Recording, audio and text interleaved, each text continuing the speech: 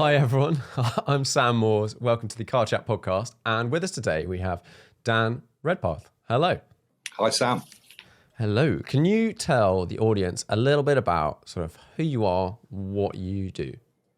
Sure. My name's Dan Redpath. I'm the Group Sales and Marketing Director for Radical Motorsport. Now, let's sort of journey back.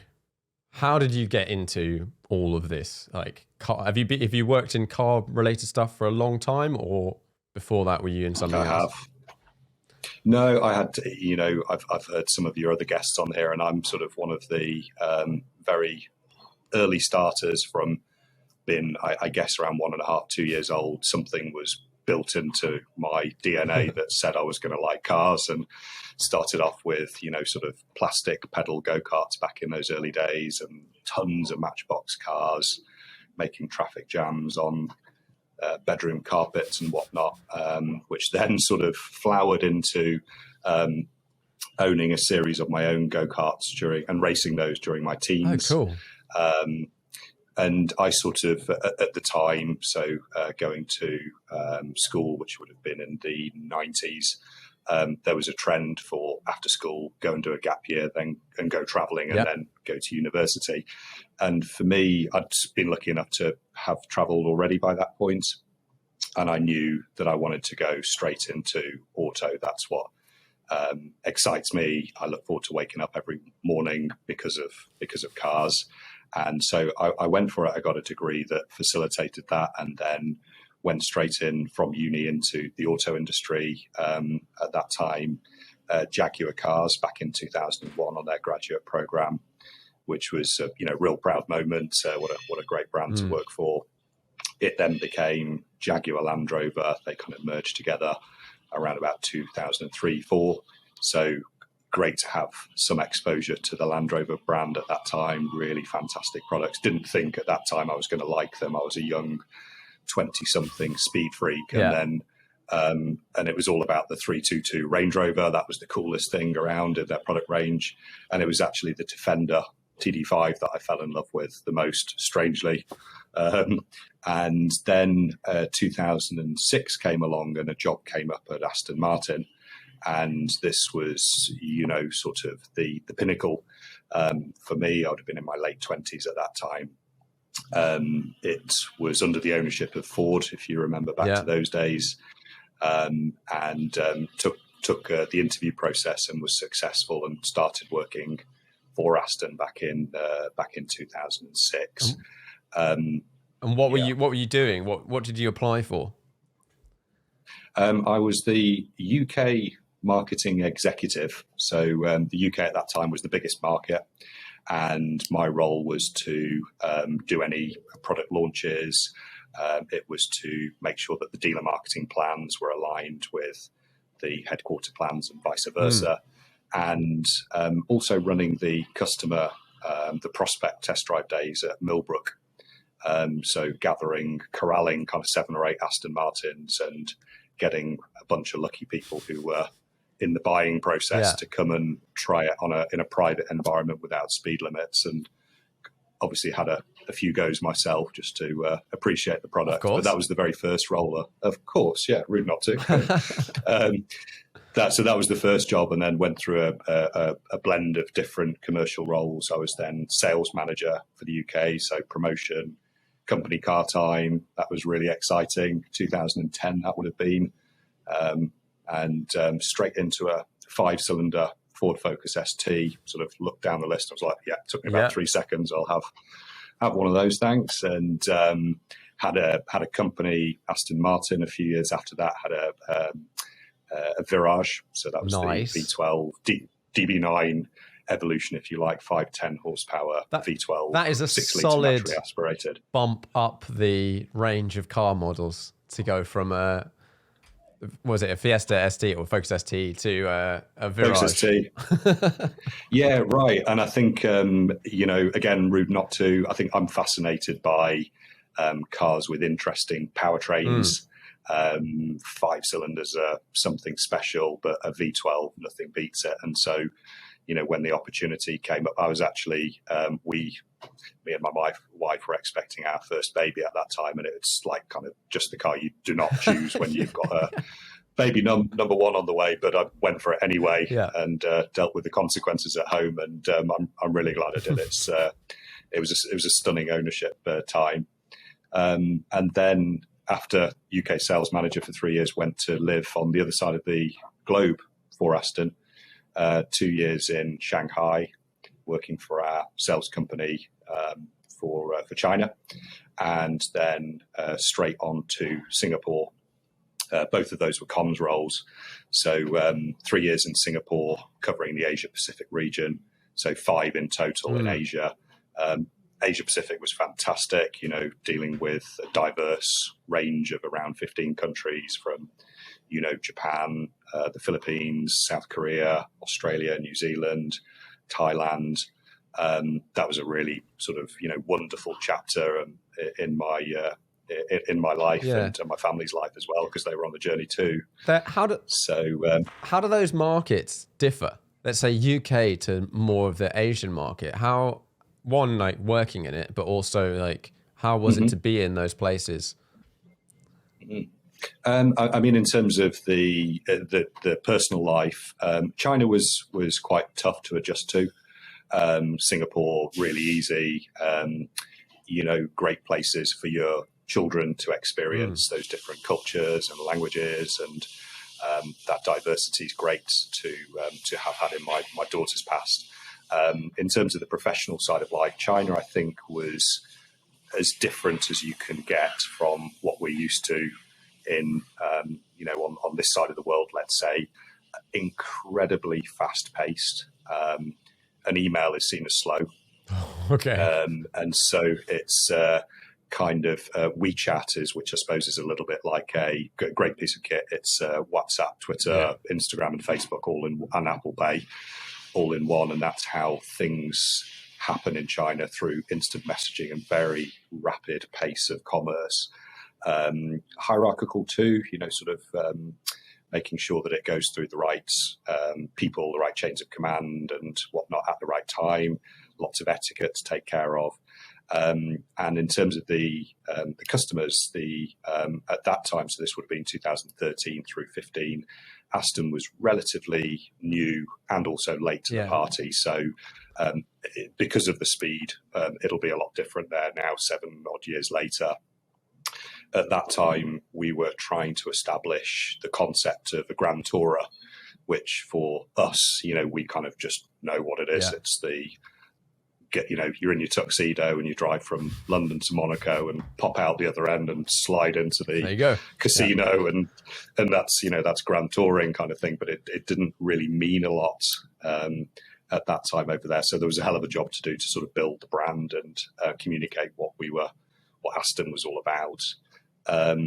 Asia Pacific was, as I say, living in Singapore, much an easier adjustment, and really lovely to have that diverse range of countries from, the Northern Asia, Japanese, South Korea, very sort of traditional, more established type of markets, to the younger markets like the Philippines, where the wealth had come about more recently, and therefore buying cars like Aston's, Ferraris, was sort of relatively new and low volume, super high tax as well, particularly in the South Asian markets. Kind of think of a number, times it by 3, even for Ferraris, even for Toyotas.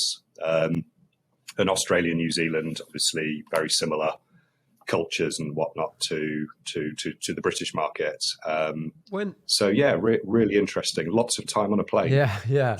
When you've got those multiples on prices, now I know it's across all cars, and I don't live in somewhere that has a crazy high tax, but in terms of, if you said to me, I don't know, all the cars are going to cost double, there's probably cars somewhere in the price range, I don't know where you go, that is not a double that price car. Like some cars you get in, you're like, this could be more expensive or less expensive. But is there a point where some cars just don't translate for some reason? Like No one's ever going to spend 500K on a Fiesta. Yeah, right. I think the first time that really resonates is the first time that you come to look at buying a car from the outside looking in. We did it sort of halfway through our 3 years in Singapore. We went to lease an A180 Mercedes kind of thing, and it was hellishly expensive. But so's a dinner or a pint of beer. Everything's expensive, and you kind of adjust to it. Obviously, having the experience of another country and what something costs, that dinner or that beer or that car, makes you think twice before you sign any agreements and whatnot. But you're there, you're living it, you have to sort of embrace it, and if that's what you want, that's the price you have to pay. And presumably Singapore, there's less tax in Singapore? In terms of income tax, you mean? Or Yeah. There is. It's not like some of the Middle Eastern countries where there's no income tax. There is a progressive income tax system, lower than typically you'd find in the UK. It's always been an interesting one to me. Somewhere like Singapore, where you're saying everything's a bit more expensive, but then people say things like "there's no rubbish anywhere," and like it's pretty safe because of pretty draconian punishment and things like that. But was it different? Like how was it living in Singapore? What's it like as a place, and how all of those elements? How were they for you? Yeah, it's a great place to raise a young family. I rarely used to lock the front door in our apartment. It's true, there is very little litter around. There is some. It's not true that there's no litter. It's not true that there's no crime, but certainly a lot less prevalent than many other countries in the world. As a place to live, it's fantastic. Really, really great place. It's a kind of a great blend of Western and Asian and loads of other cultures as well. They celebrated Christmas and Chinese New Year and Diwali. So really great for my daughter to see all those different sort of cultures being embraced and celebrated. Really great place. Yeah. It sounds it's a cool experience to have, and definitely for them. Throughout this period of time, and I guess up till now, and you're now in a sort of slightly different side of the industry, so not quite the same, but marketing budgets and events that got put on. I feel like this has probably changed significantly in the time that you've been working at sort of the more major manufacturers, and then it's obviously a smaller manufacturer now. But crazy. What are were there some like crazy stuff you experienced that you just couldn't get away with spending that money now? I think the key one that stands out would be motor shows. If you remember 20 odd years ago, it was kind of the thing you did as a lad, wasn't it? Oh, let's go to the motor show and check out the latest cars and so on. And if you think about what goes on in order to make that stand, it's kind of like building a temporary house that just gets destroyed 7 or 10 days later. And so they're hellishly expensive, kind of think 6, 7 figure sums, sometimes 8 for the really big manufacturers. And indeed, lots of those motor shows no longer exist, even pre-COVID, before it's had its effect on live events. So that's probably the one that really stands out. And then I think in terms of the ones that you have to kind of do anyway in all the jobs I've done, so Jaguar, Land Rover, Aston Martin, and now with Radical, you have to create an opportunity for customers to use their existing product as well as potential buyers to test it. And there's no two ways about that. You've got to just invest in those mechanisms to make those things happen. Really important with Radicals as well, being race cars.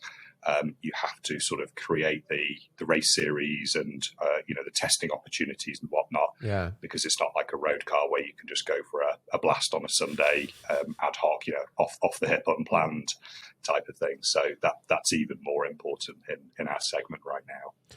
Yeah, that seems like it's a tricky one for a manufacturer that predominantly makes race cars. Like you can sort of put them in. Where have I seen Radicals? I've seen the race cars at Autosport, the sort of NEC race car event, funnily enough. And then I've seen the Rapture.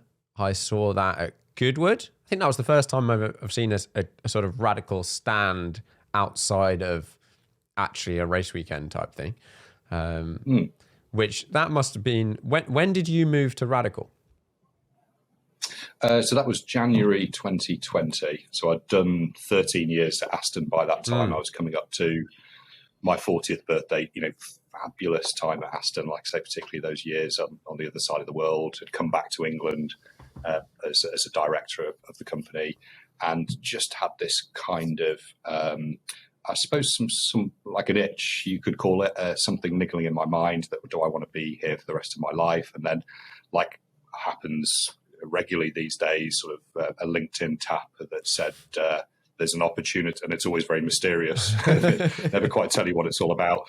So I responded, and it turned out to be Radical. At that time, I didn't know too much about Radical. And the more I went through the research of the recruitment process, the more I fell in love with it. It's a fascinating company with some great products. Yeah. Okay. So that element there, you didn't know much about Radical. Now, presumably, there are a lot of people out there that know nothing about Radical. How do you go about changing that?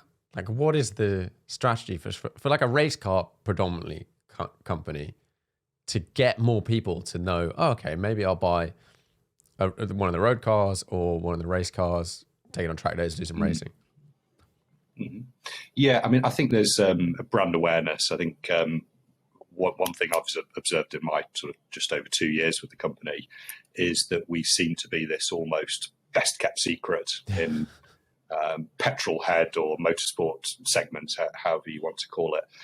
A lot of people do know about Radical, but it tends to be people who are already doing something at a racetrack, whether that's in a race car or in a road car sort of thing. So there's a job to do on brand awareness. And I think, small company, we're 100 employees, that we don't have the zeros on the end that the road car manufacturers have in their marketing budget. So a lot of it is around digital, so social media, and harnessing the activities of our dealers. So the now 33 dealers we have around the globe, and they're all doing fabulous activity. So we'd be silly not to sort of amplify and reposting that kind of thing, and supporting the activity they do around the world. So I think most people that have been to a track day, at some point in time, if you go to enough track days and you start driving around slightly faster cars, if you've ever taken a supercar or something that's quick-ish or on a track, and then one day you'll be on the limit around a really fast corner, let's say Silverstone, Abbey Farm, you're going like 100 or something, and then some little so-and-so will just cruise around the outside in a Radical, and you're like, hang on a minute, what is that little pesky thing? Yes, yeah, absolutely, yeah, and you're right. I think a lot of people come to know it that way. They're driving their sort of McLaren 720s, Ferrari 812s. They've spent all the money, a bit more ordinary, but kind of whatever it is, if there's a number plate on it, you're pretty much guaranteed a Radical will overtake it. Yeah, absolutely rinsed by even the babies of the range, the SR1, which is very quick. That my journey into how I sort of came across Radical was, and I think it's probably how most people, I don't know, you'll be able to tell me, come across it, is I wanted to do some racing, and I was lucky enough to have some pretty nice road cars at the time, and had done some track driving in those. And the idea, I would probably approach it slightly differently now, but I didn't want to get in a race car that seemed less appealing than my road cars, or possibly slower, which is not a great way to get into racing. But I can see a lot of people go, well, I've got this road car, I need a faster race car's got to be faster, or even feel faster. And I looked at like Caterham Academy and stuff like that, and then came across the Radical SR1 series, probably back in 2014 or something. And they just looked completely different to a road car. And I knew they were super light. And unlike the Caterhams, you can see they've got lots of downforce. which means they're a bit different to drive and whatnot. And that's what got me in. And then the bug kind of stuck, and you're like, well, I could go and drive something else on track, or I could drive one of these. And once you've driven something that's super light with lots of downforce, unless you're looking to skid about, there's no real reason to go back.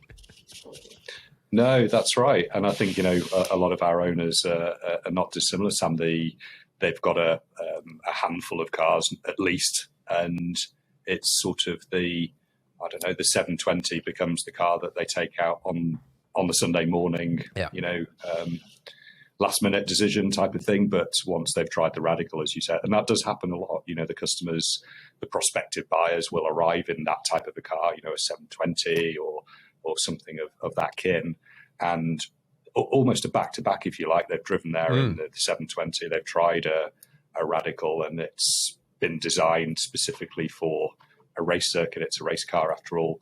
And so why would they take the McLaren on track? And yeah, I think it's a fair decision. Obviously, it will expensive to repair if you were to have an off in a McLaren type of car, and might be difficult to resell if it became known that you were hammering it around Silverstone every other weekend. Yeah. And actually the lap times, like you say, the Radicals will deliver a lap a lot more quickly and more enjoyably, more exciting than you'd have in that kind of a road car. Yeah, and that ability, and this could be any sort of track car as opposed to a road car where it's maybe has come on a trailer. You can push to the point where you end up in the gravel. You don't necessarily want to end up in the gravel, but if you do end up in the gravel, you're like, okay, whatever. Like, bit of duct tape, stick stuff back on, replace bits, off you go, not worried about my pristine paintwork. Whereas if you're for me anyway, if you're driving home, if you drive like that, you're eventually not going to be able to drive home. it's going to happen. You'll get caught out. And you can't push. Like, you need to be in a track-ish car, and then you can push up and beyond the limit. So let's have a little run through the cars that Radical make. Now, I had a look on the website and realized there's actually loads.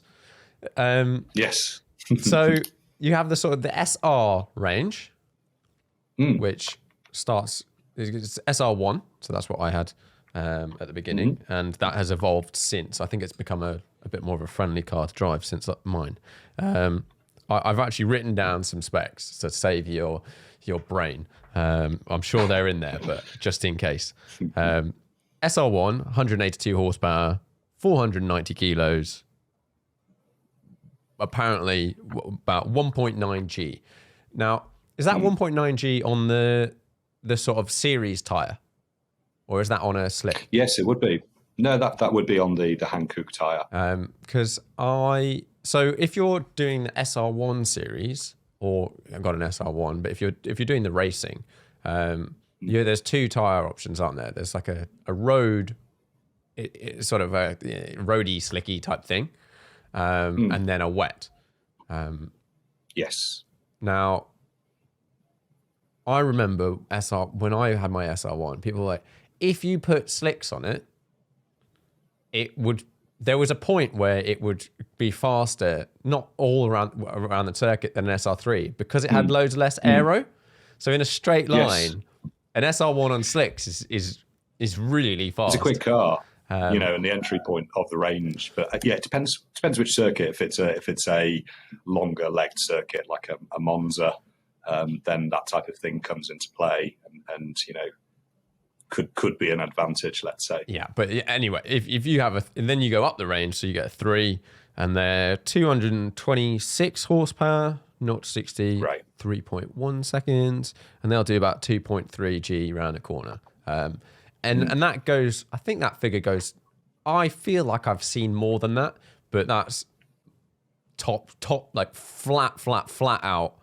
Round a corner, you can get a bit more, but that's a brave corner. That's like a Maggots Beckett's flat for at least the first section of it. You'll get 2.5 G, and your neck is gonna hurt. It's funny. I was watching a video recently. Have you seen those Gunther Works cars? Porsche like resto mod thing. Yes, I have. Yes. And Henry Catchpole, I'm calling you out. You got told some information, and this may be correct. I think it's unlikely.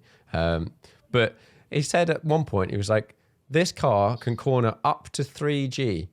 And I'm sorry, I've driven a Radical that does 2.5, and that's on slicks with a lot of downforce. And this is on a road tire, and it's a 911. You're like, nope. Oh, wait. I think we should put that to a real test, Sam. If you can get hold of the Gunther Works, I'll supply the SR3. There is a Gunther Works in London. So if anyone knows this guy and he's willing to... Now, I want to be wrong about this, but it just seems mad. I've never been in a road car that will do more than like 1.3 or something on a road tire. The tires just can't do it. They can't transmit the G's, can they? Yeah. I guess an SR1 is like a kind of a roadie tire. Yeah, it's a slick tire with a tread pattern in it. So yeah. And then let's rattle through the sort of various cars. So we go SR3, which is what I've got. If you're in the SR1, there's the SR1. Is it still called the Cup? Yes, the race exactly. series. Yeah. And that's sort of designed as like an entry to racing series. It is. Yeah, that's designed really if this is your first sort of adventure into the world of motorsport. This is a fantastic way to play that out, to learn racecraft, to learn sort of managing race cars and running budgets and that kind of thing. And often customers will do that for a couple of years and migrate up into the next series up, which is the Challenge, typically into an SR3. Yeah, I found that have you done some racing? Not in Radicals, no. I've done Spence in karting. Yeah, done lots of karting racing, so I have the bug. Yeah, because I remember my first car race was SR1 at Silverstone, and like my brain was so overloaded by all of the stuff, and this is for anyone I'm sure that's either done some racing, even in a car, but a car I think you feel it a bit more because there's a bit more sort of almost like financial risk is probably a good way of putting it. Yeah, you're just like there's so much going on that you can't process it, and I found this the other day. I find driving a new car that's maybe faster than I've driven before, it takes me quite a long time to adapt, to learn the car before I can start driving it quickly and then even think about racing. Yeah, there's a calibration, isn't there, between you, a chemistry almost between you and the machine, and that takes a bit of time to bed in. Certainly when people buy Radicals, they'll invest quite a bit of money doing testing before they come to a race, because like you say, there's a lot of inputs, a lot of data to consider, lots of different things coming at you very fast, and then there's just getting to know the car like you do with a road car. So there would be several test sessions at the same circuits, the Doningtons, the Silverstones, the Brands Hatches, or we operate in 21 different countries, so could be the Watkins Glen or Laguna Seca or Sebrings before you go and put the helmet on for that first race. Yeah. Go pedal to the metal. That's mainly why I've not raced my SR3 that much, is I know I'm not up to the speed that I'm getting there, but want to be before racing. So kind of like if you can't set a pop for me, if you can't get within roughly where you want to finish in the race just on lap time, you're not going to suddenly on race day go 5 seconds a lap faster. And there's something about these cars, the sort of prototypey stuff, where you could go, if you put me in a road car, I would say I'm pretty quick, not crazy fast, but pretty quick, and I can probably get reasonably close to a sort of pro time within like not too long. I'll be within whatever 1-2 seconds or something. Whereas when you get in something like a Radical, that I think most fast drivers get into a prototype and that gap becomes 6 seconds.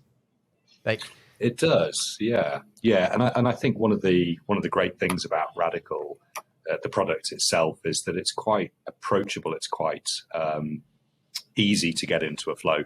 You'll be several seconds off the pace, but you'll be getting out with a huge grin on your face. And even if you were to put then an experienced Radical driver, or even a Formula One driver, everybody would be getting out with a big smile on their face. So there's a very important sort of component of our DNA on the vehicle, the chassis qualities, the chassis attributes, as it's called in the industry, that just give you incredible feedback as you navigate corners and so on, and it makes it really enjoyable. But absolutely, you have to invest quite a bit of time into sort of drilling down those last few seconds to make yourself competitive for a race day. Yeah, which I think is really good for someone that like enjoys track driving, because there's so much to work on and chip away at and learn driving one of these cars. You can then take it back to the other cars you drive and whatnot, but the real like fine tuning of balance and aero and the braking and whatnot takes a lot of time. But yeah, your point about them being super friendly, I think they look so intimidating. Maybe you might see an SR1 and go like, that doesn't look that intimidating.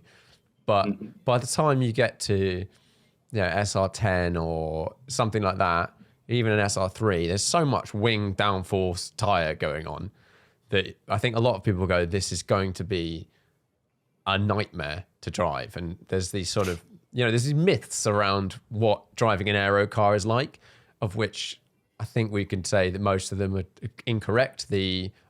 Of all the aero cars I've driven, there is no window that you don't have grip. There's no like, you go 100 miles an hour, you've got X grip. Then actually you need to go 110 miles an hour to go around the corner, because at 105, you're just going off the track. That doesn't exist.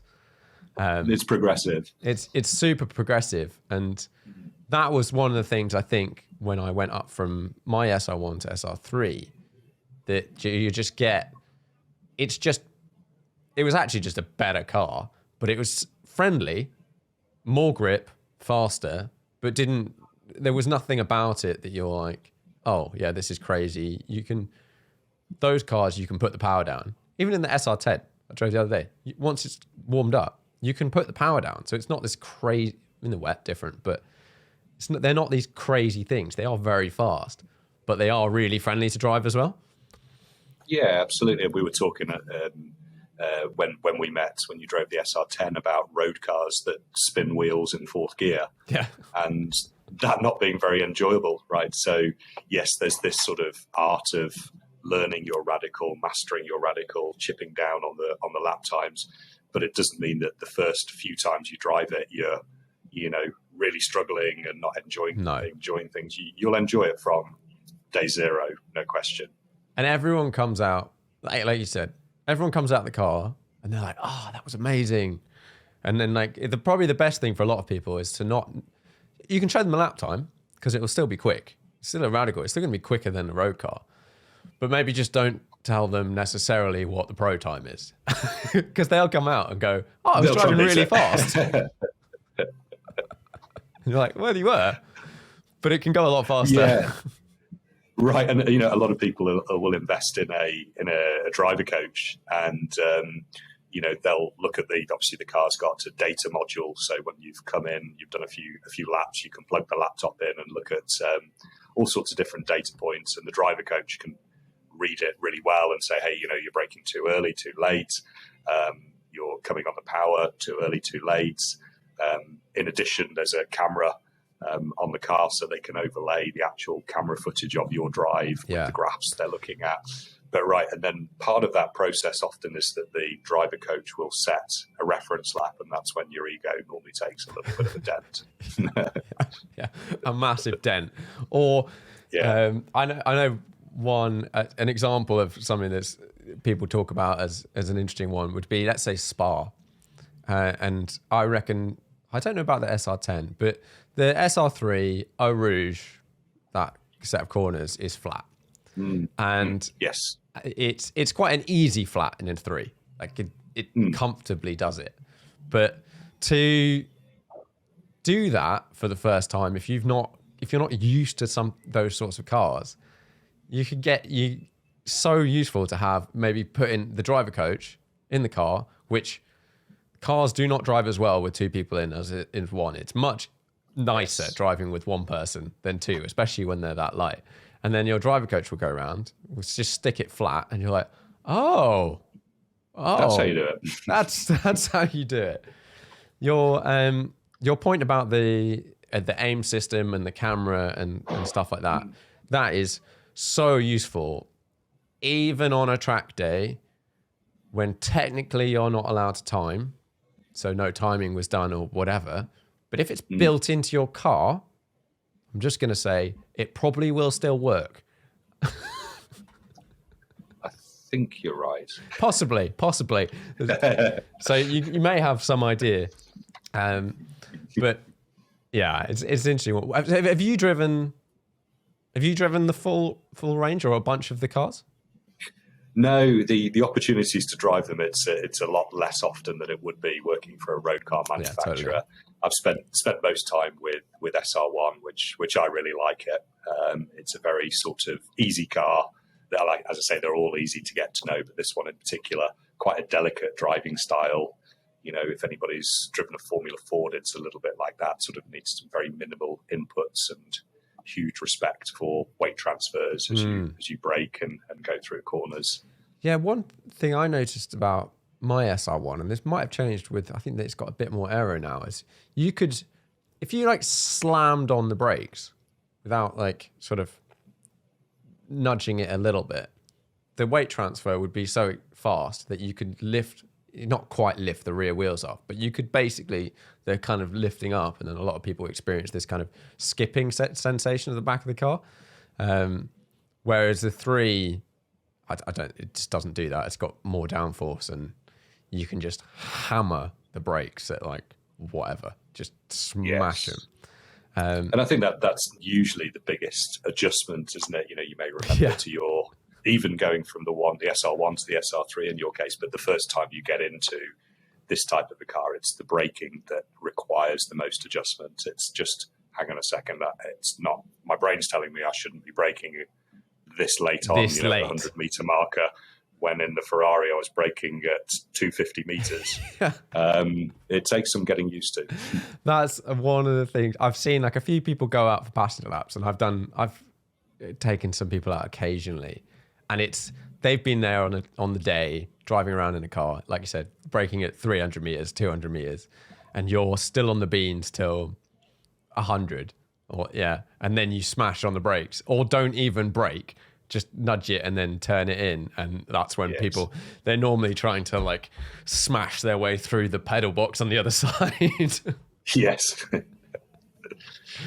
But yeah, so I drove the SR10 the other day, which was a crazy experience. The GPS wasn't working, I think, when we were at the track, so I didn't have the speed in the car. But I since asked what the gear ratios were.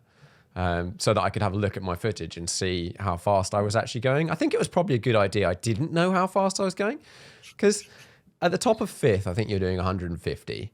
And then on top of 6th, you're like 175 or something like that. And I was regularly at the top of 5th in 6th, coming into a corner, 100 meters before and being like, yeah, there's time to slow down a little bit.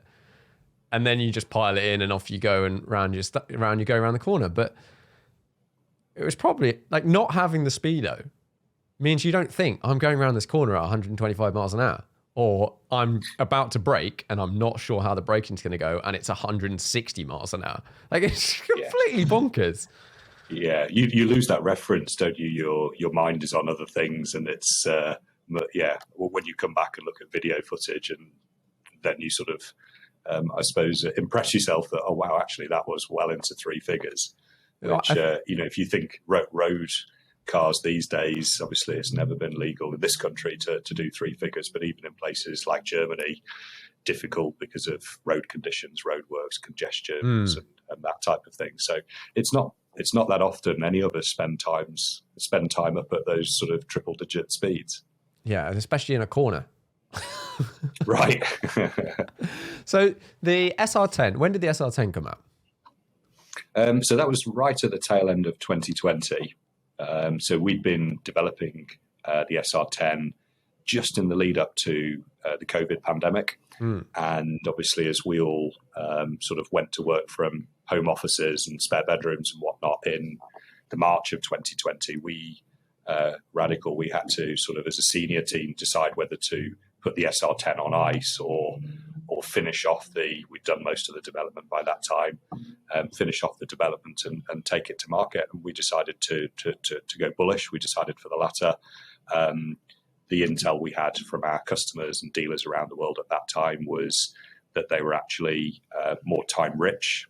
You know, they'd kind of spent lots of time globe trotting, and all the planes had been grounded at that time. Yeah, motorsport in most countries was stopped for a couple of months, and then most governments realised that actually, you know, with a balaclava and then a helmet, that's a pretty good version of a face mask. So we got allowed to in the car. Yeah.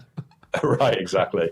So this customer base that sort of all of a sudden had time on its hand was stuck at home, in inverted commas, you know, home countries, that type of thing.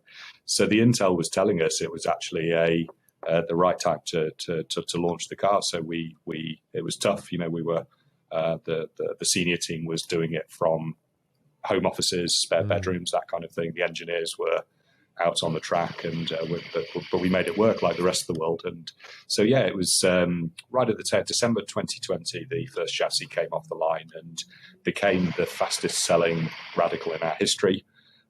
It sort of superseded, if you like, the SR8, and we sold in those first 4 months more cars than we'd sold SR8s in 4 years. So nice. Really well received by the market, which was which was a nice result. And what was the thinking, the reason for developing another car over the SR8? The SR8 had a V8.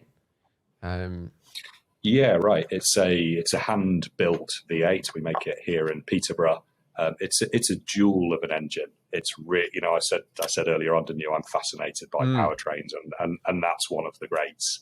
It's 2.7 or 2.9 litre V8 macro block. It sings to 10,500 RPM and kicks out 411 horsepower in the process, and which shoots flames. You know, it just sounds epic. But being a sort of a highly stressed, highly revving engine, it requires quite a lot of, you know, scheduled maintenance and rebuilding. And the market was shifting quite significantly to, you may have heard of country clubs, you know, the private member racetracks that's predominantly in America. Lots in the States. There's some in Canada. There's a couple in New Zealand. Ascari's probably the closest version, or there's one in Germany, Bilsterberg. And though, you know, those customers have a different usage of the cars that they keep in their man caves, which they typically have trackside. And it's sort of you know, over a race season, if you were to enter the Radical race season this year, 2022, you know, you'd probably do a little bit of testing, and then those 6 weekends racing, and you'd probably do about 40 hours worth of drive time, where the customers in these private member clubs would consume 40 hours in maybe a month, you know, if they're in control of their own diaries and they can go whenever they want. So the market was asking us for something that wasn't quite so high maintenance, if you like. And so that the SR10 answered those questions, if you like, you know, more durable, more usable, but still incredibly quick. It's a similar BHP to the SR8, 425, plays the 411 from the SR8, but double the torque. Obviously, there's forced induction to help with that one. But I suppose, and we kept you still can buy an SR8, although it's more or less the whole demand has shifted to SR10. We wanted to keep an analog product on offer. They're becoming so rare these days. You know, I suppose a little bit like GT2 versus GT3, Porsche 911. You know, the turbocharged is a touch more digital, the naturally aspirated a touch more analog. So we kept both on offer, but as I say, the SR10's kind of that the market has voted, let's say, and selling lots of SR10s. And presumably the SR10 is slightly better balanced. Is it a slightly lighter engine, or is it just more compact? Is it more compact? So the cars we've talked about sort of so far, the SR1, the SR3, take a Suzuki Hayabusa motorcycle engine, which we buy in from Japan, and then totally strip it down and replace with all sorts of exotic motorsport components like, sort of Cosworth pistons and whatnot. The SR8 we talked about, that's our in-house V8 macro block that uses Hayabusa DNA, but it's kind of our engine, if you will. Yeah. The SR10 then uses a road car engine, so the 2.3 litre single turbo Ford EcoBoost, and road car engines tend to be a touch heavier, and the weight tends to be a tiny bit higher up. So obviously the chassis is tuned to accommodate all of that, but it's a slightly different driving experience. If you were to back your SR3, obviously the weight, the center of gravity is a touch lower, the overall weight's a touch lower, but the trade-off is less power, less double torque. Power. Yeah, not to be ignored. Yeah, you definitely. So I drove it on it was kind of like a race car track day, and you massively notice the difference between an SR3 and an SR10 on the straights. Like SR3, on a test day, fine, because there's no rules, not really anyway. On a track day, you get to a straight, and if you came up, because you're not allowed to overtake in the corner, that's frowned upon. So you have to either time it so that your exit, you're going 20 miles an hour faster than them, and then you zoom off a bit. But if you've got something like we keep referencing it, but it's a very quick road car, 720S, a 911 turbo, something like that, you're not allowed to overtake them on the corner. And then you get to the straights, and they've got more shove. They just, off they go, and that's where they're winning their battles. They're like, yeah, I saw off that Radical. Off they go. And then you get to the corner and you haven't quite caught up with them, and you're not allowed to dive down the inside. So you then sit behind them for the next corner, and it sort of repeats until eventually, I think what happens is the Radical drivers start getting closer and closer and closer to their bumper until they're literally on their bumper, and then they sit there for the entire time until your 911 turbo driver goes and complains to the stewards.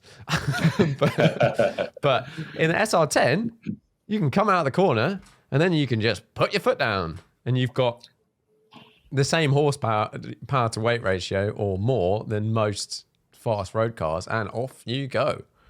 Off you go, indeed. Yeah, and I think with aero cars and naturally aspirated like your SR3, as you start to get up to the top end of sixth gear and down the main straights, you haven't got that sort of horsepower nor torque to punch through the drag sort of thing. Whereas with a car like an SR10, double that horsepower, double that torque, and you just keep going until you hit the rev limiter in sixth. Yeah, because I don't know what an SR3 tops out at, like 130, 40? Something like that, maybe? Yeah, I mean, it would be in that ilk. It's not a figure that we tend to test in our segment of the industry. It's more lap times and, sort of power to weight ratios and cornering Gs. It would be something around that, which might not sound much for, some of the audience. But as you say, it's other inputs, other stats that give you the excitement, like and the late braking the fact you can do that speed around corners. Whereas, yes. But then, so the SR10 is like, we'll do like 170 something or whatever. So that's significantly faster, even though it's got all the aero.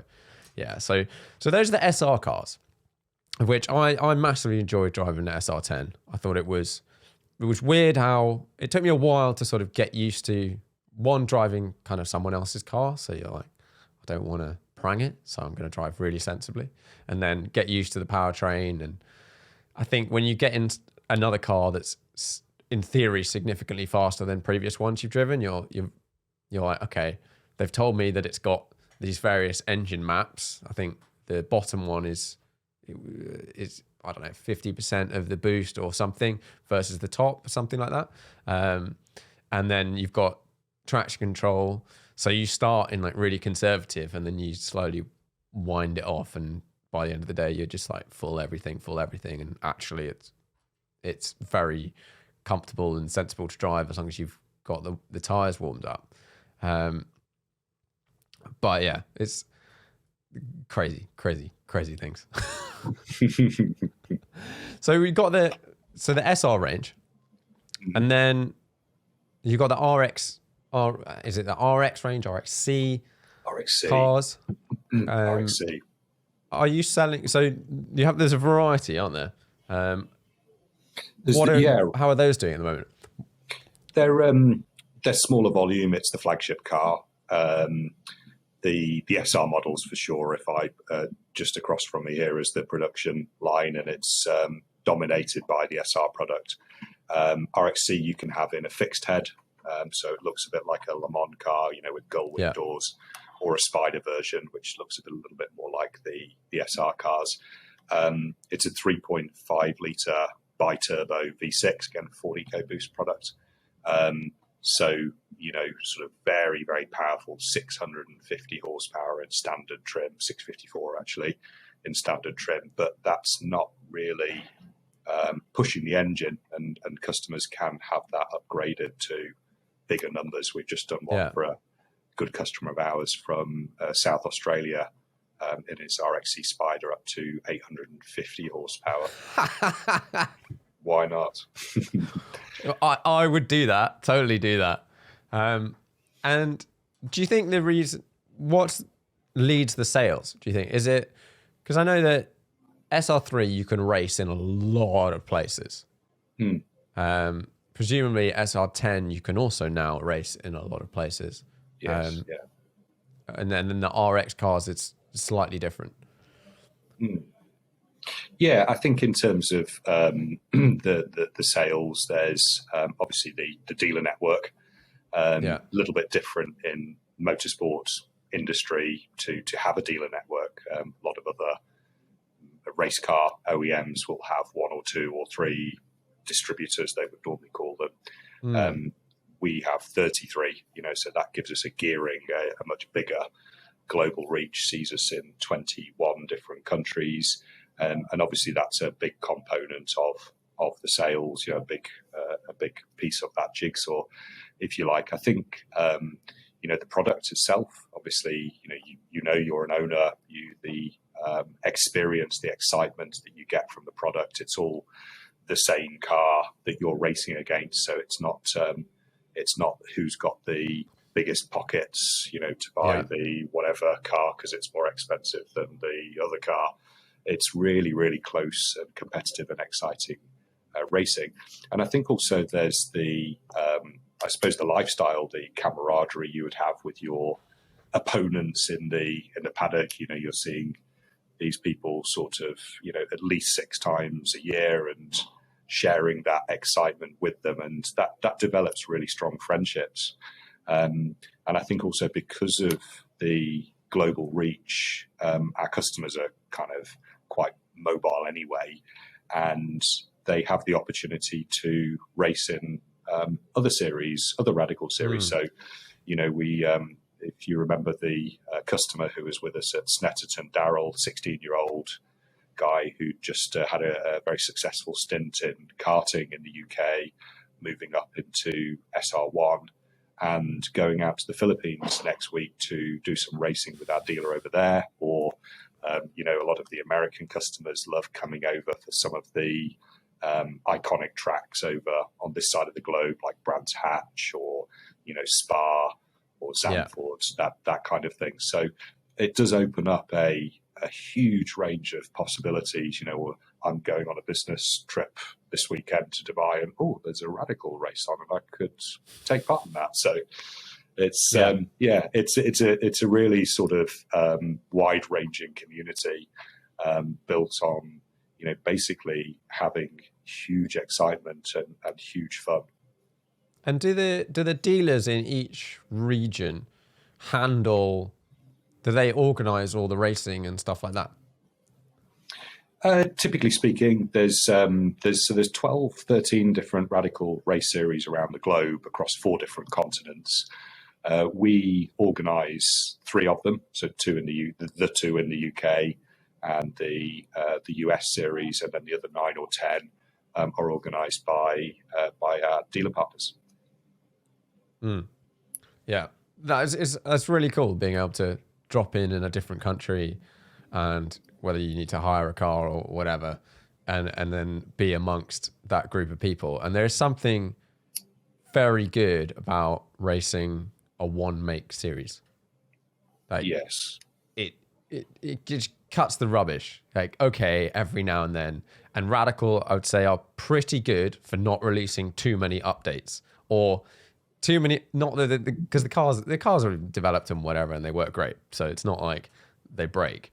But you don't come out every year with a power upgrade, so that everyone has to do the power upgrade. The engines had a slight change a couple, 3-4 years ago maybe, and I recently did my engine for the SR3s, just to remove that excuse. But you could race quite an old SR3 against the newest one, and if you're a good driver, you're still going to do very well, which I think is a great thing about, like, you can buy a car and you can race it for a very long time until it's basically worn out, and then you might change some stuff. Yeah, and that sort of makes our job slightly challenging, to be honest, because we have to make sure that we don't make owners' cars obsolete, because then, you know, the grid sizes would go down, and then the owners of the newer version would be like, oh, well, there's not many people on the grid now. So it's a very sort of finely balanced product marketing evolution that we have to sort of navigate, for sure. Yeah, and I noticed that with SR1, when I was in SR1, there was this, and some other series have it, but there was this rule that you could only race for 2 years, and you had to be a novice at the beginning, which was, some people definitely weren't novice. But how do you find a novice race? Yeah, they may not have raced a Radical or a car, but they've done 50 seasons in karting. They're going to be quick. People are always going to be quicker than that anyway. But I know that rule changed at some point in time after I'd left. And because I think so often you might race and be like, you know what, I haven't cracked this car yet. I'm still enjoying it. I've owned this car. It's in one piece. I want to stick around. You can now do that in the SR1s, can't you? You can, yeah. I mean, I think that predates my arrival. It's not definitely around anymore. A lot of customers will do a couple of years, typically in SR1, and then feel ready to migrate up into SR3. Yeah. With the so you do have some road cars. We do. What are you making? Yeah, so we've got there's a road version of the RXC, and also the Rapture, which is an open cockpit, again using that 2.3 litre single turbo EcoBoost engine. So those are the 2 that we make. The volumes are low. Again, you know, we're predominantly a race car manufacturer, and it's quite challenging legislation these days to navigate for small volume manufacturers. So I think ultimately long term we'll be focusing on the race car side of life. Yeah, it must be doing all the crash testing and whatnot. Do you think, as a company, having to go through that process has changed the race cars a little bit? The process of getting cars road legal and doing all the crash testing and whatever, all that malarkey. I don't think so. I think first and foremost the cars are race cars, and I think the road going versions are very much race cars which have been adapted to the road. So they're noisy. They're not necessarily the thing you would take on that Grand Tourer journey we talked about from London to Monaco, unless you had some pretty good ear sort of defenders on, kind of thing. But they are race cars in their soul, which have been adapted with things like, you know, the right type of indicators and wash wipers in order to get them through a test for them to be road registered. I've just thought back. There's this is way predates your Radical time, but the production car records at the Nürburgring, they all ignore the SR8, whatever it was called, LM thing. Yes. It was a road version of an SR8.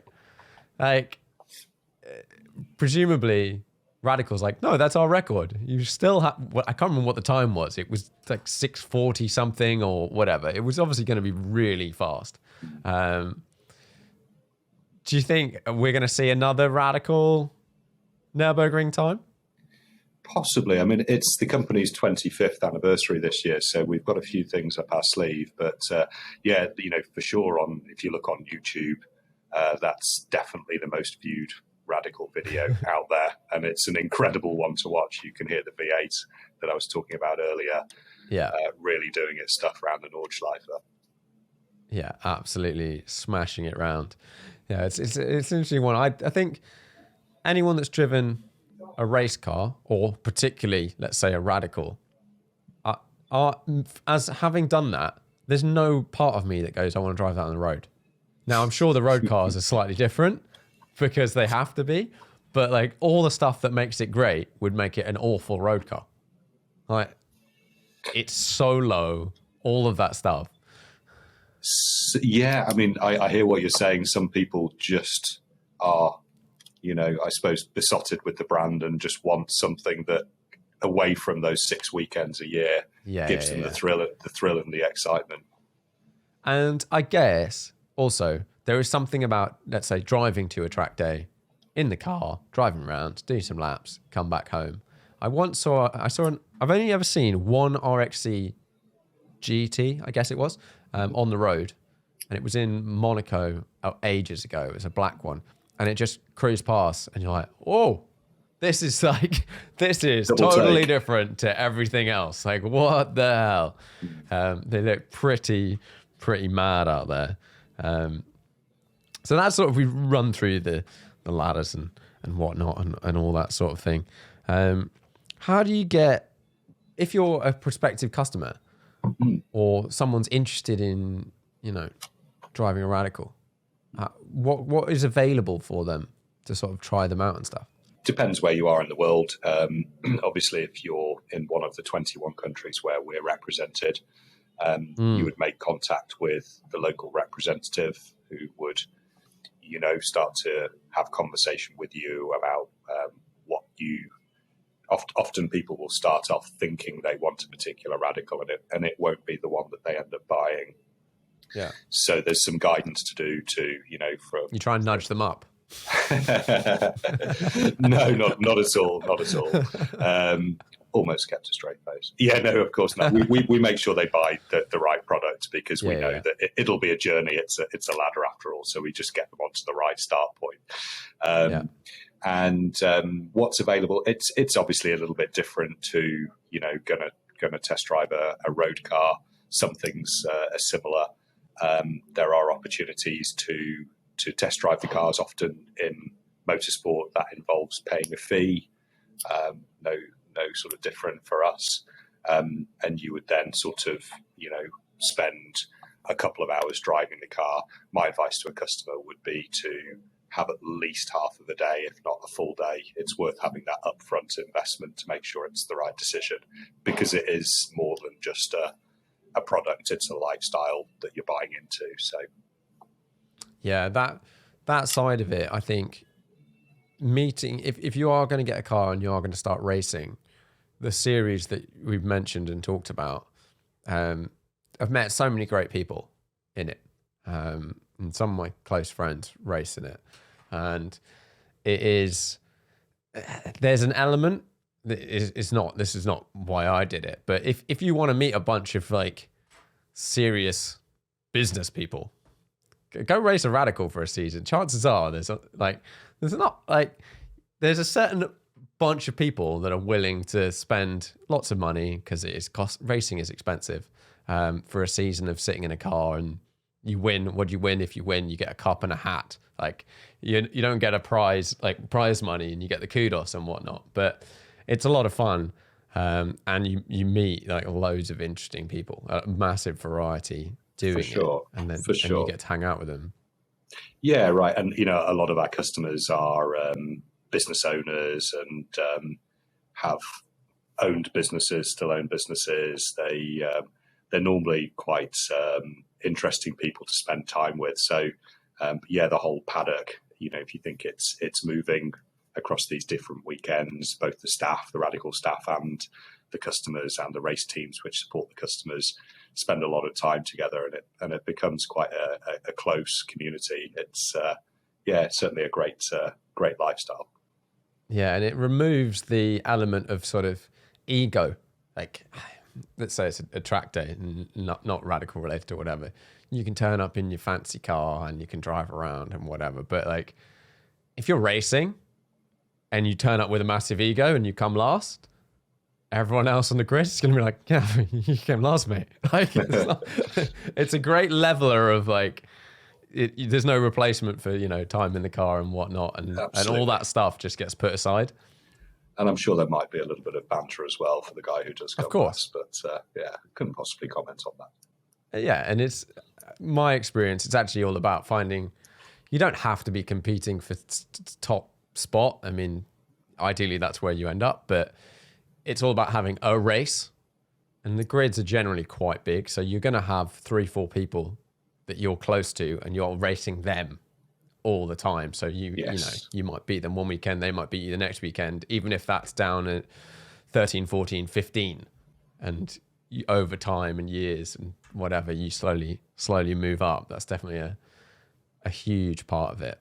Sure. With marketing, I see every now and then, and I don't know whether Radical have done it recently, but you see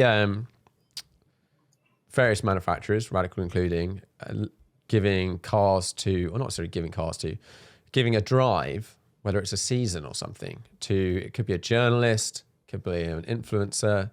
Have you done that during your tenure? Yes, I have. Yeah, I'm really keen to do it. We did it a few times last year in 2021, and we'll do it again this year in 2022 for sure. I'm not sure if that was a hint, Sam, but I mean, I'm totally open to this, but no. My question on it was, I've experienced it. I've been racing, and people have been given drives and whatnot, and sometimes you get, and this is, I'm sure it's person dependent, but you might get someone that's been given a drive, and they come in and they just drive like a nut. There's possibility they drive like a nutcase.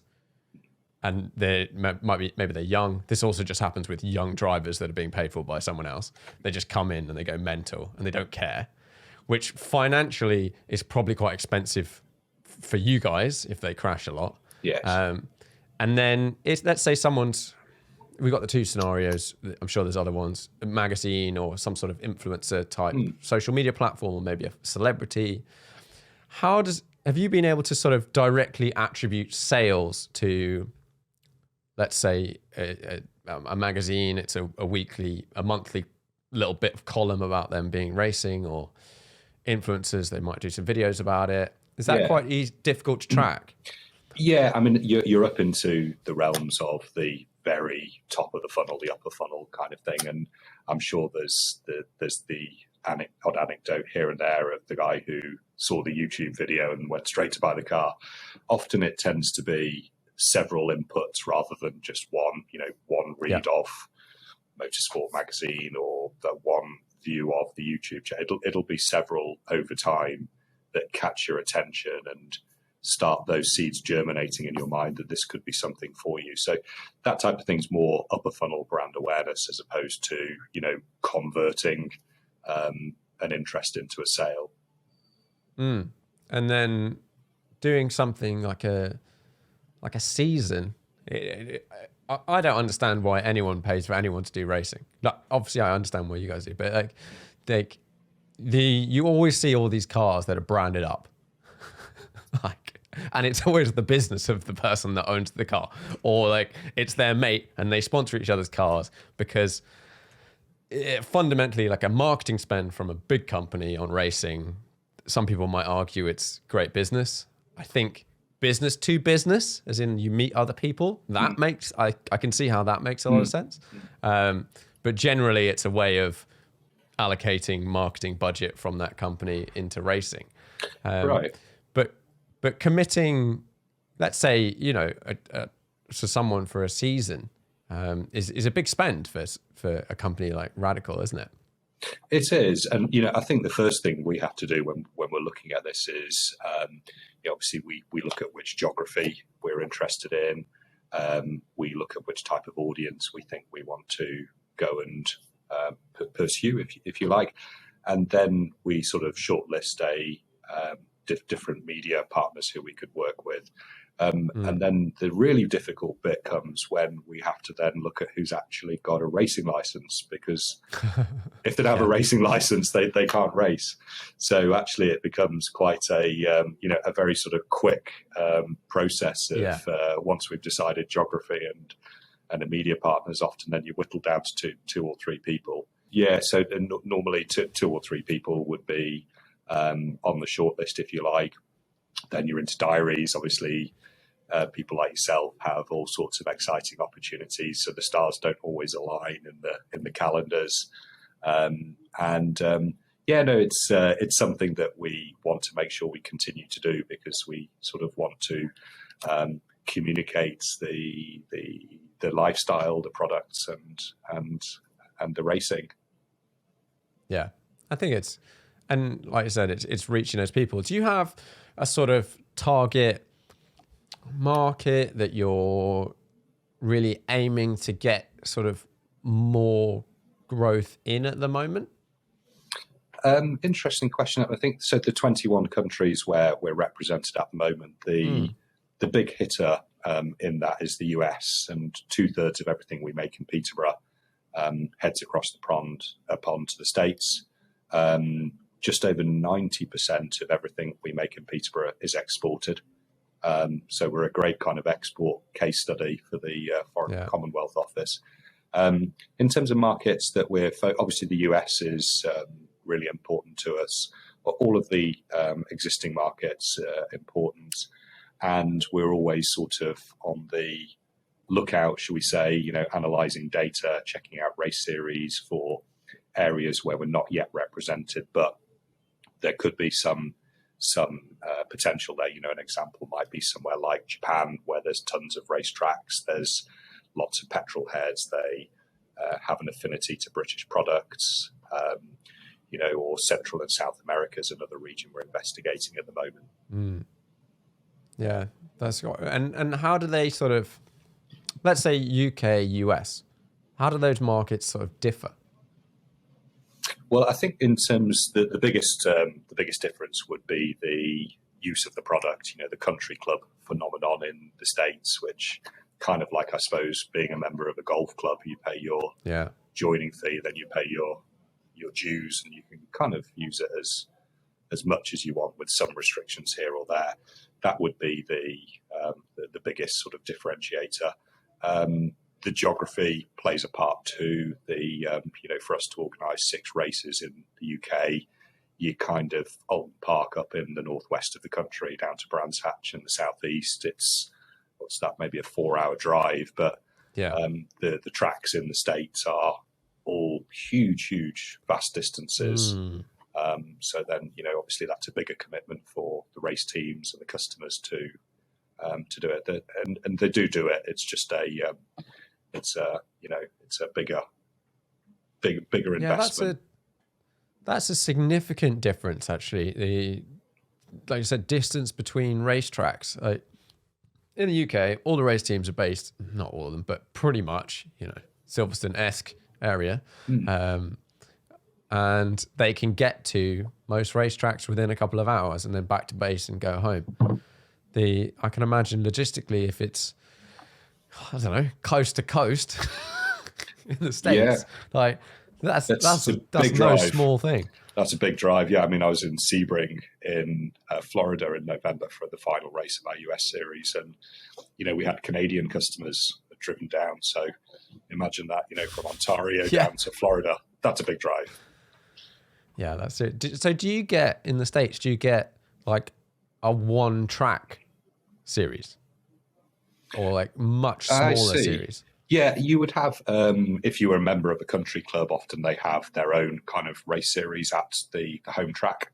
Yeah. So yeah, you can sort of see that at the country clubs, but and a lot of customers would start off with potentially not racing. You know, they just want to enjoy the car on a track day, and it's normally a bit of an evolution. You know, where they would perhaps say, "Oh, well, maybe I'll try the race, the home match, if you like. I'll just do one or two," and then they get hooked, and then they enter the national series. Yeah, I can imagine actually. It's probably, as a proposition, say one of my friends lives in Germany but does the UK series, and I think the UK series is one of, or possibly, well, I'm just going to say it is, I don't know whether it still is, was definitely the most competitive for a while in terms of SR3s. And I think we seem to have quite a lot of international people coming in to race the UK series. I guess because it's all quite easy to do and you can have your car based here, and then it's quite fun to come in. Yeah, I think there's a variety of reasons. I think the tracks are pretty good here. You know, not easy to forget, I suppose, when they're in our backyard. But like Brands Hatch, Silverstone, Donington, there's three incredible tracks there, and they're 3 hours drive apart. It's something that overseas customers don't have, those iconic tracks in such a small concentration of geography, and with such a level of rain. Yes, and poor weather quality. But variable conditions. Yeah, absolutely. There's customers who fly in. We've just taken a booking for a Korean customer to come and join us at Silverstone at the end of this month, and it goes both ways. We'll have customers from the UK going out to places like Dubai. It's a wonderful phenomenon. It's something we call Race the World. It's part of that lifestyle, that it's easy for you to take advantage of those different things. In terms of the competitiveness, the UK does tend to be slightly more edgy, let's say, in terms of its competitiveness. But I think wherever you are in the world, once you put somebody into a Radical and put a race helmet on them, it's all quite competitive. Yeah. I think that's, as I've given up my aspirations of being a Formula One driver or sports car driver or whatever, my main focus is having fun. And if I'm not having fun, there's no point in doing it. Absolutely. So, and the idea of dropping in, one of the last major tests is I did a couple of days at Spa. There was some couple of back-to-back test days you could do, and then I did the testing on the Friday for the race, and then didn't do the race in the end. The idea of just flying in and doing Spa, maybe go one weekend, go to Monza, go to some of these iconic European tracks, and then in a car that and it's going to be fun, and then what an incredible way to spend the weekend, right? Do that. What an amazing thing. And actually, now talking about it, I realize I need to book in some more, even just test days, because it's a lot of fun in some cool locations, because it's nice, and it's actually quite nice for a change to go somewhere that's hot and sunny all the time. That's quite good occasionally. Like Brands Hatch. Exactly, like Brands Hatch in the sunny south. Yes. So I normally wrap these up with 5 questions. Do you have a most memorable driving trip or journey? Yes, it was driving an Aston Martin from the headquarters in Warwickshire to the Nordschleife at quite a respectable pace down the Autobahn. It was a rapide. Do you remember It was actually your top speed? Yeah, it was at the time. It was the CEO, Dr. Ulrich Betz, and we needed to get a load of cars, company cars, factory demonstrators over to the F1 circuit for the Aston Martin dealers to drive. And last minute, I was asked by his PA to drive his company car, and I said, "Yeah, sure, no problem." It was an Aston, dark blue Aston Martin Rapide with a gorgeous tan interior, and he walked past my desk at the time and said 2 things: don't change the CD and don't crash. I was like, Okay. And Nice. I think I saw 178 on the speedo, but I can't remember if that was a kilometre or a mile. Yeah. It's a reasonable pace. Doing those sorts of days, they've always interested me, actually. A manufacturer taking a bunch of road cars to a track and then letting customers drive. One, like signing off the liability, like, presumably you take out insurance in case cars get damaged, and is that quite hefty? There's typically corporate insurance, whether for Radical or Porsche or Aston Martin, which insures the people. In terms of the actual, so it's a third-party type of insurance arrangement. If it's the product itself, you'll find that often OEMs will self-insure because they make them themselves, and it's not that often if you put in, sort of processes and due diligence. And, if you think of when you've driven perhaps high-end road cars yourself, there's normally an instructor sat next to you. There's normally a briefing.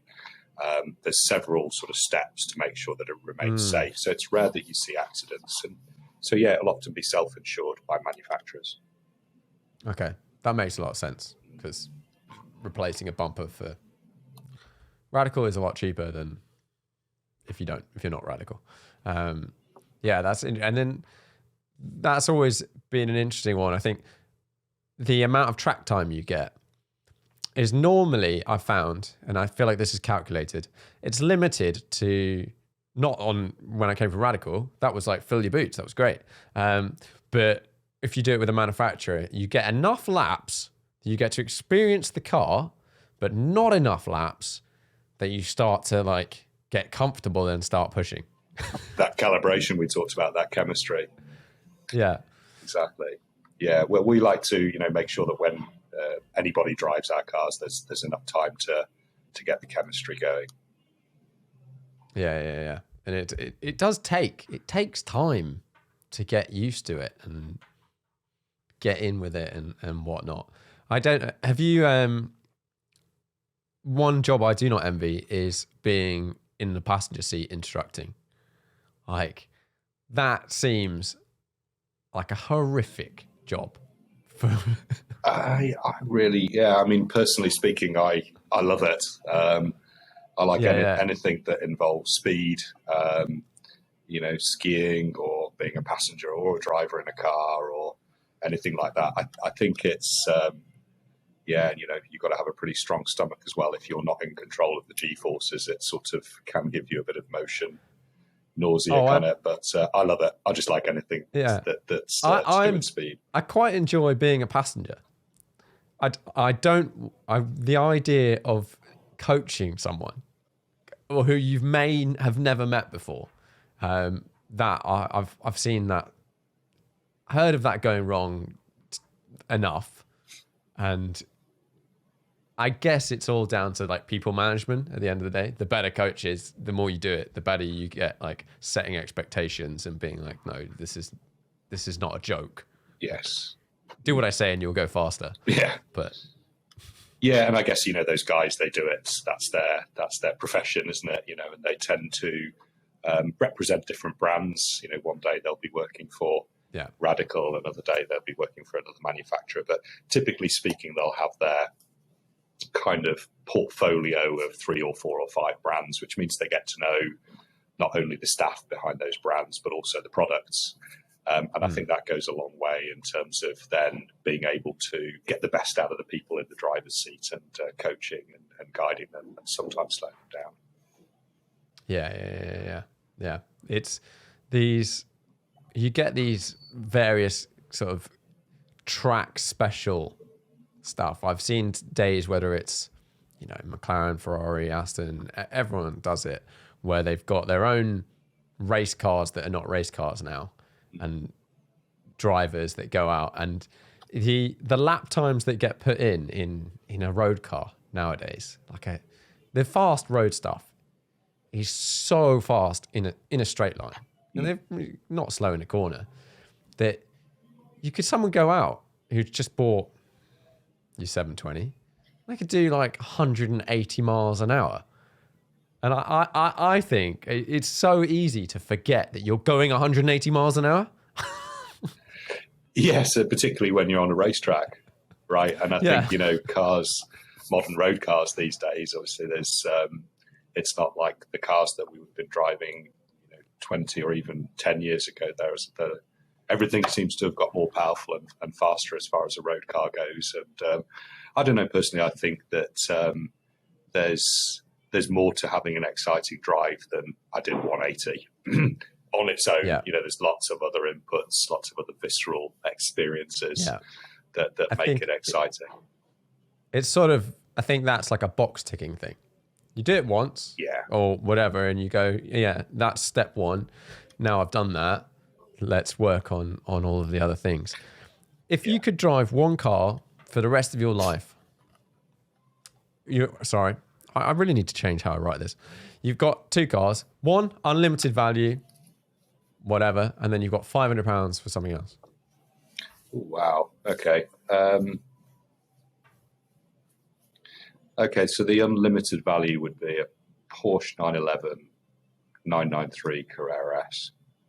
Not that expensive in the grand scheme of things, but just a beautiful car with a fantastic powertrain, that flat six engine, great design, and you could use it as a daily. Why not?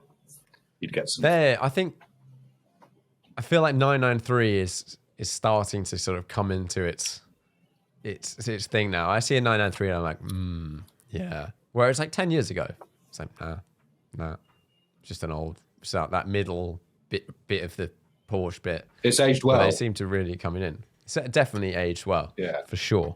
And it's got like, they're kind of modern. Modern enough to use as a daily, I think. So and then 500. That's a really challenging question. What would I buy for 500? I'd probably buy something slightly ridiculous, something that was, 50 or 80 grand when it was new, and now it's like a something, I don't know, like an old 750 BMW that's looking a bit sorry for itself, and kind of for 500 quid, why not just have a little bit of a gamble and enjoy yourself? Exactly. If one day you have to chuck it in the bin, fine. But up until that point when the suspension fails or turbos or whatever, then you're having a good time. What do you think is the most undervalued car at the moment? What should be worth more? Oh, that's an interesting one. Undervalued.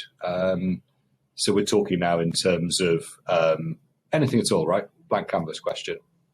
Blank canvas. It's difficult, I think, to predict the up and coming stars, isn't it? I think anything, especially now, I agree with that. I think, when you look back with that luxury of hindsight with limited run BMW M3s, and you're like, yeah, of course it was going to appreciate in value. Yeah. I think there's certain cars like the Toyota GR Yaris, that limited run of homologation cars. The fact you can buy that for 30-something thousand pounds, I think that's pretty special. I think also, with the way the legislation's going at the moment, it's driving us all into electrified cars. And although I drive one on a daily basis, I wouldn't say that I'm a huge fan of them.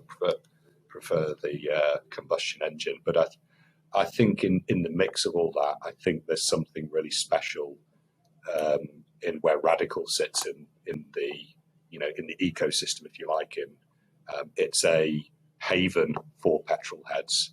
Legislation, if you think about it, hasn't really played much of a role in motorsport. Yes, there's noise restrictions, but the other angles of legislation haven't really played a huge role. So you can have a pretty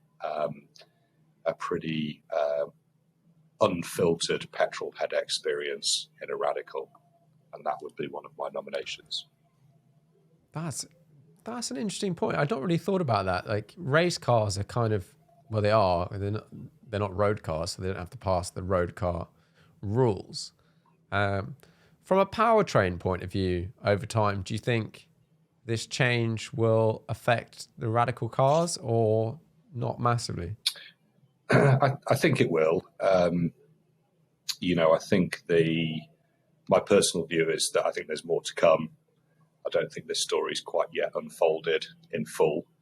I think there's a bit more in terms of renewable fuel, possibly hydrogen too.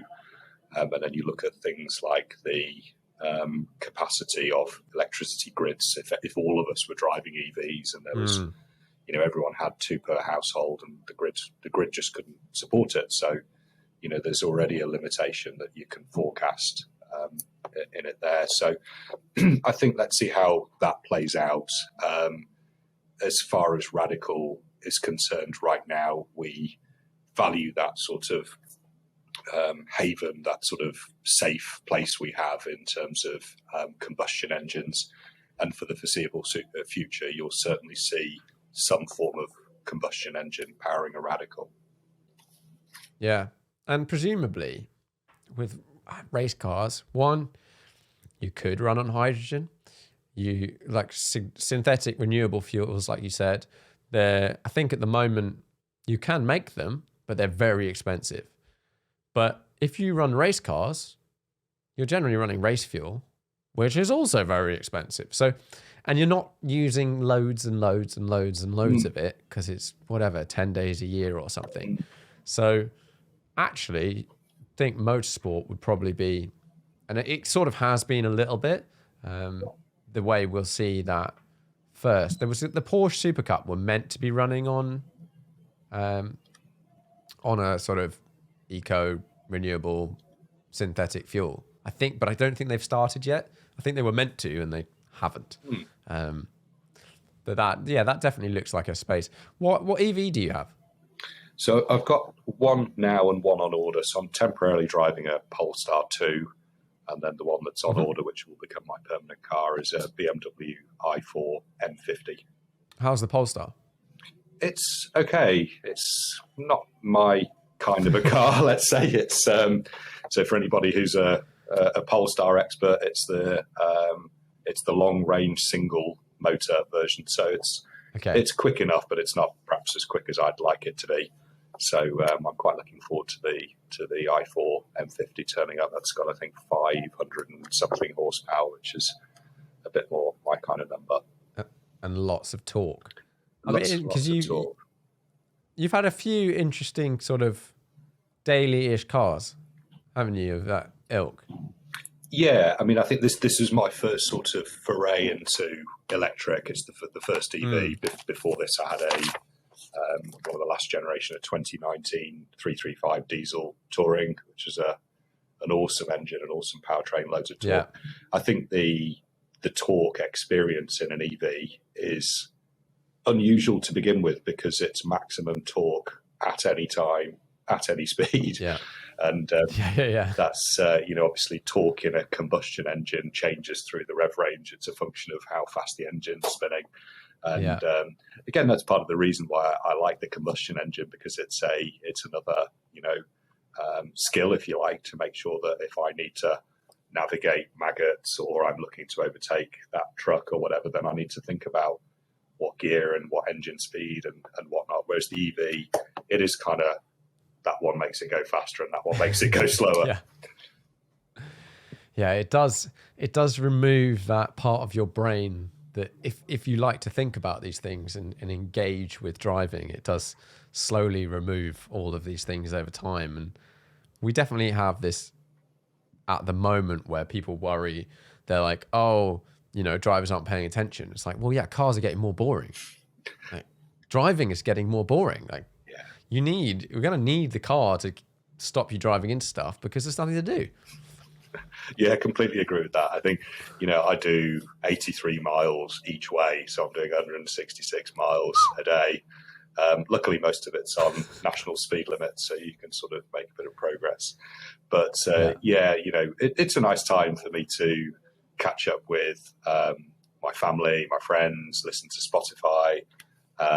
Maybe in the morning while I'm driving in, I catch up with the east side of the globe, so our dealers over in, say, Australia and New Zealand. In the evening, it's a chance for me to catch up with the other side, the American or Canadian dealers. So although I am tired by the time the week comes to an end, it's nice having that sort of little space at the start and the end of each day to either you can get going with work, or listen to podcasts or music, or catch up with friends and family. Yeah, sort of alone time and stuff. I really like that. If I'm not often driving, but if I am, it's like an hour and a half somewhere and then an hour and a half back, and I get a certain amount of stuff done. Like phone calls I couldn't be asked or don't really want to do.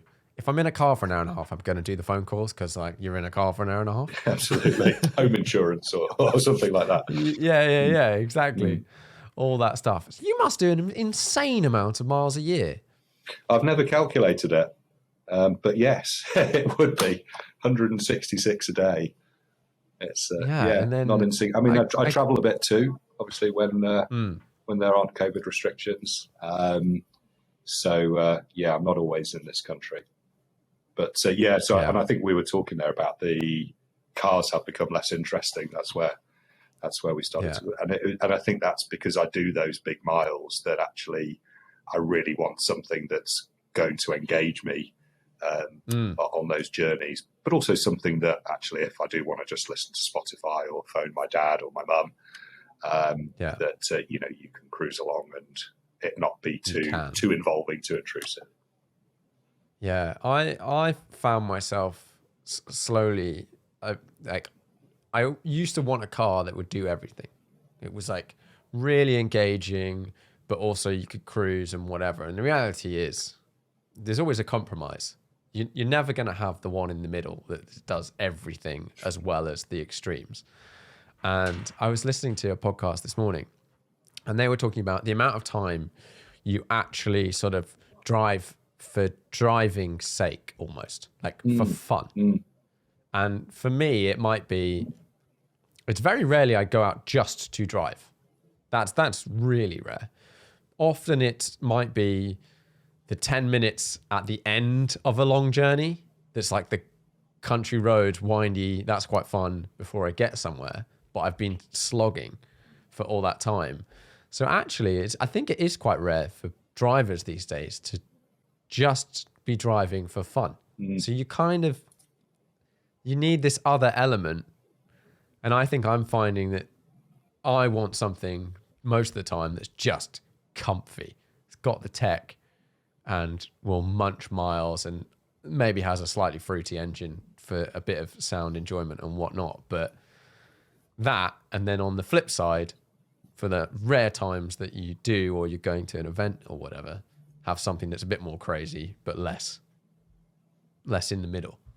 Yeah, absolutely. I think when I first passed my test, and you're in that honeymoon period of wow, I've got a driving license. Flat out everywhere. Yes, flat out in our 60 horsepower first cars, whatever they were. Yeah. But, I think I'm the same. Rare that I would just think I'm going to go for a drive. I think maybe if I was on the journey I do, I might take a little bit of a detour to take a nice sweeping A road or that type of thing. I mean, I did it. The car I had a couple of cars ago before the BMW was an E63S Estate 2019. Nice. And that was, I used to take a few detours in that one and switch off the miles per gallon thing just so that I didn't get too shocked at what the consumption had become. Yeah. Were you doing lots of miles in that as well? No, much lower mileage in those days, probably about sort of 30, 40 miles a day. So, easier on the wallet. Yeah, a bit less. I drove a 2020 E63S on Monday. How did you get on? It was really good, actually. My problem, and I think we briefly talked about this the other day, with the previous ones has always been the ride's been a bit firm. And post facelift, it's better. It's noticeably better to the point where previously it would put me off buying a car. Now I'm like, no, it wouldn't put me off buying the car. Like, it's good, but this is a funny thing that happens. Salespeople often they don't know too much about what they're talking about. Sometimes they're amazing. I said to the guy, he said, "What do you think of the car?" I was like, "Well, I liked it. The main thing I wanted to know was the ride compliance versus the pre-facelift. So I had driven a 2019 E53 estate, and I've not driven the 63, but the suspension was basically the same. And now I've driven this one and the suspension is better. I thought that was a good improvement.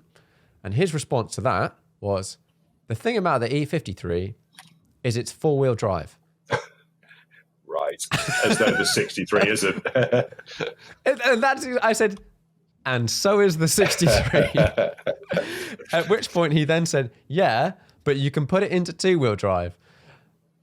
And that was the point I shut down, because I was like, okay, I could. You can't, can you? You can. Oh, you can, okay. I didn't find that. You can, but to put it into rear-wheel drive, you have to turn all of the systems off, traction control, ESC, everything off, and then you can put it into rear-wheel drive. And it's like, so whilst, yes, it is technically possible, no one's going to do it. And if you do it, you are really taking matters into your own hands with like 600 horsepower and 2 tons estate car. Yeah, you're a brave person to do that for sure. Yeah, and like, fine, I give it a go once, but that has nothing to do with the suspension.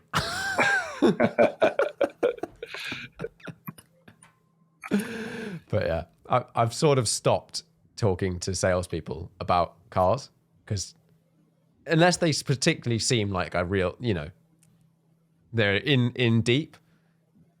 My questions of which I already know the answer, but I'm just trying to have conversation, generally just fall flat or get a stupid response, and I can't. I just want to bang my head. Well, if you need any insights onto E63 estates, just let me know. Yeah, thanks. Right. Most interesting car to you at the moment? What are you Googling, looking up, following, watching? That's an interesting one. I'm Googling a couple of things. One is a Porsche Cayman. You'll probably tell me which 987, 981. So it's probably about 18,000 pounds worth of Cayman S. What would that be? Is that a 98? Oh, 987. About an 08, 09 type of a car. Yeah. And I'm Googling that as my antidote to driving an EV. Manual? Of course. Absolutely. I just wouldn't entertain the 2-pedal version. Absolutely, yeah, manual. Yeah. And then my job requires me to Google a lot of our own products. So, kind of at work, it's Googling and checking out Radicals and what's happening there. But right now on the sofa at home, it's late 2000s manual Cayman S. And presumably, like, I imagine most of the world at the moment looking at these things and going, yeah, but like a year ago, they were a lot cheaper. Yes, exactly. Yeah. I think, the lockdown didn't help any of that, did it? With supplies being restricted of new cars, and lots of people with lots of time on their hands, and they're like, maybe I should buy an old BMW M3 or whatever. And Yeah. yes, the values have skyrocketed for sure. And has that chip shortage affected Radical? Not really, no. I mean, we've had a few delays of some of the AIM electronics coming in. It's been a minor delay. We've managed to navigate sort of fairly well through that challenge.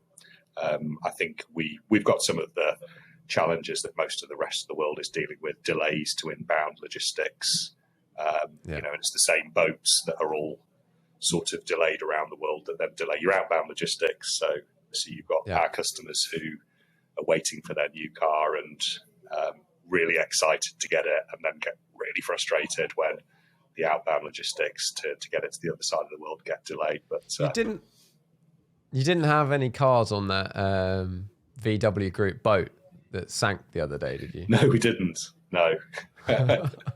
I'm sure the way that probably works, the way it worked at companies I've worked for previously, is that those cars would have been insured for marine transit, and when they are destroyed, like those ones would be, they would count as sales. So, those Volkswagen Group, Porsche, Volkswagen, Audi guys would probably go, well, that was the easiest 300 take-ons I've ever sold. In reality, I think there were probably loads of people waiting for them. yeah, 10, 15 years ago when all of the channels were overstocked and overstuffed, that would have been very well received by most road car OEMs, I would say. But the reverse now, because there's huge waiting lists and order banks and stuff. Yeah. Lots of people are waiting, they've waited a year for their car or something, and then it sinks in the middle of the ocean. Yes. But I've heard it's getting resolved. Like they're not having to wait another year. Right. Final question. 5-car garage, unlimited value. Wow. Mine are all reasonably priced, actually, but let me run you through the list and you can tell me what you think. Yeah. First one, 1991 Audi Quattro 20 valve.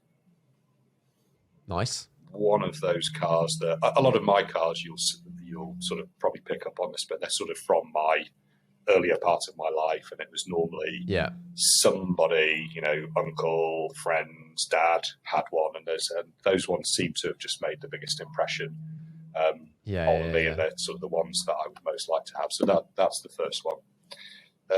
Second one, Aston Martin V12 Vantage. So this is the one that came manual. Absolutely, yeah, manual. So this would be when it first came out. It was only manual. Those earlier cars from around about 2008-9, the Pirelli P0, sort of dry bias tyres and small car monster engine. Monster engine, but actually quite understated looks. People still let you out of junctions when you're driving an Aston, but the opportunity to sort of drive in a spirited manner. Yes, exactly. To stretch the legs, let's say. That is definitely like a muscle car. Like, even though we don't necessarily have muscle cars, but like V12 Vantage, I don't know what it is, 560. That is an absolute guess. 510, the early ones, yeah. Vantage. Yeah, 510, and then up to 565 when it became the V12 Vantage S. But they're one of those, and the design's obviously pretty stunning as well on those ones. I'd have the 993 that I talked about earlier. That'd be a black Carrera S, one of the later ones, 97, 98, and that would probably be my daily. Black. It's gonna get dirty. I don't care. I don't care. In my dream garage, there is never dirt on the road. Fair. I'd have there'd be a Range Rover. I'm a big Range Rover junkie as well, which goes against a lot of all the things I've talked about previously. But yeah, V8 diesel Range Rover. Yeah, but they're nice. They are fantastic. There's, it's a great way to travel down a motorway or tow something, or even picking up things or dropping it off to the tip. Or it's just a fabulous car, and I love the V8 diesel engine. Spent a bit of time with one of those while I was working at Jaguar Land Rover, so that would be on the list. There would be a Radical SR3 in the garage as well, which would be nice, used to race as well. Probably towed by the Range Rover just for a bit of why not fun. Yeah. And what are we up to now? So we've got that's it. I think that's our 5, isn't it? There you go. So we've got the Quattro, we've got the 997, we've got the V8 Range Rover, we've got the Aston Martin V12 Vantage, and a Radical SR3 with some track adrenaline. Boom. That seems like a good squad. Your bit about the Range Rover. I'm not anti SUVs, but I think for most people's purposes, they don't make much sense. They seem a bit silly. Like someone that buys an X3 for over a 3 Series Touring, like you get 15 more MPG in the Touring, and it goes around corners. Sort of space, and it goes around corners. However, I would like a Range Rover, which is a problem. Like it goes against all of this stuff. Well, the ones I've driven, and I'm not sure what they're like these days, but they're not very good at going around corners. I'll tell you that much. They don't go around corners. No, they're not. They're not particularly good at braking and stuff. But there's just something that's more than some of the parts with the Range Rover they are just stunning, emotional cars. Yeah. And I think part of that, it is the fact that it's not that they don't go around corners. That's not the reason why I like them. I think in the UK, most SUVs are designed to sort of emulate a fast road car. You know, they're quite stiff. And when you're an SUV and they're stiff and they've got stiff anti-roll bars, they're not that comfy because you've got all this mass moving, but it just kind of it's trying to not move. Whereas the Range Rover accepts that it's not going to go around the corner very well. So you go around the corner and you lean to the side.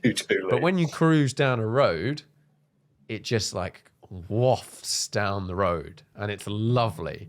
Whereas the other ones don't do that. No, they sort of jiggle and whatnot, crash through potholes and stuff, don't they? But yes, the Range Rover does it in a much smoother fashion for sure. Yeah, I'm excited to drive the new one at some point. See if they bring the thing that's always put me off is they're really easy to steal. Right. Could just be because they're desirable, but I think it's something also to do with the architecture and whatnot.